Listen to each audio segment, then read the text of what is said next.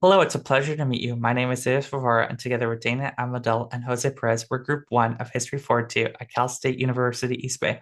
Our topic for the course's very exciting National Registry assignment was to provide an overview of Chico's history during the late 1940s. We focused on how the post-war years shaped Chico's civic growth, culture, and development. Arguably, the biggest and most influential change to happen to Chico during these post-war years was civic growth, as the town saw a dramatic increase in population, evident by the fact that in 1940, during the war, the U.S. Census reported that the population of Chico was around 9,287 people. Yet by 1950, the town's population was now 12,210, an increase of around 32.5%. However, Chico wasn't the only town in California to see its population growth during this time, as in 1948, the Chico Record newspaper reported that between the years of 1945 to 1947, around 450,000 individuals moved to California, while around 750,000 veterans returned back. Despite this, there was a few unique reasons that caused people to prefer Chico over these other cities.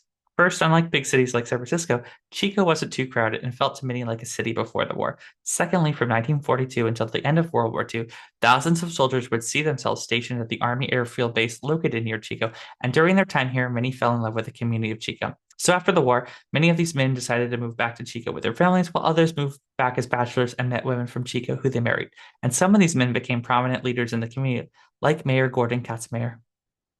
However, as people started to move to Chico, this caused a few problems for the city, since before the war, the city's existing size was enough to account for housing demands and its citizens' wants. Yet with more people came a greater need for housing, so the city sought to remedy this by passing new zoning regulations, which allowed for new housing subdivisions outside official city limits and away from the downtown. However, housing wasn't the only thing the population wanted, as many also desired and new sources of entertainment and community services.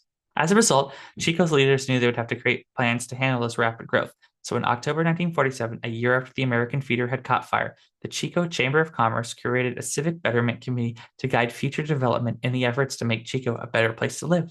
This community was chaired by Jerry Peter Jr., and alongside with business leaders and the city council, the community rezoned the city, built a civic center, developed Bidwell Park, improved the city dump, and enhanced existing infrastructure like roads and bridges.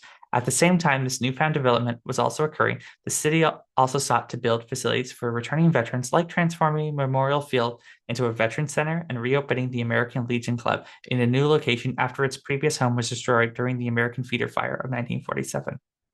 Ultimately, as a result of all this development, spurred on by post-war population growth, Professor David W. Lantis of California State University, Chico, argued these post-war years marked Chico's shift from a farm supply town into a diverse regional hub.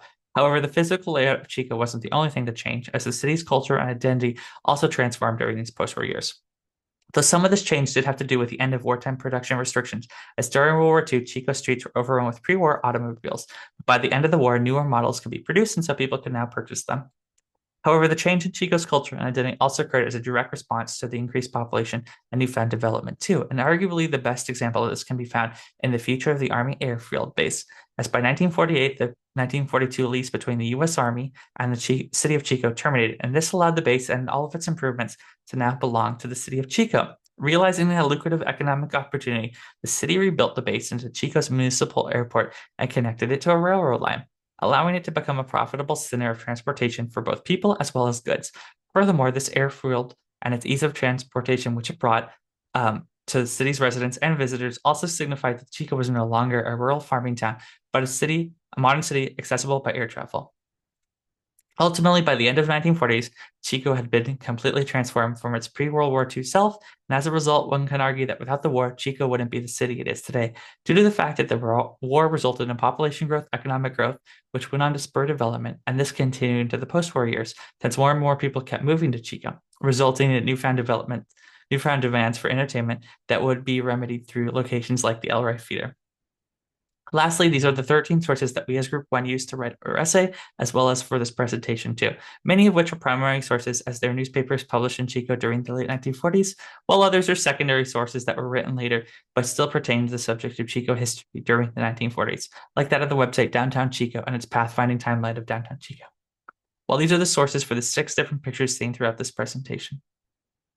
With that, this concludes Group 1's presentation. Thank you so much for taking the time out of your busy day to watch and as well as listen to this presentation. Thank you again, and I hope you have a wonderful day. Goodbye.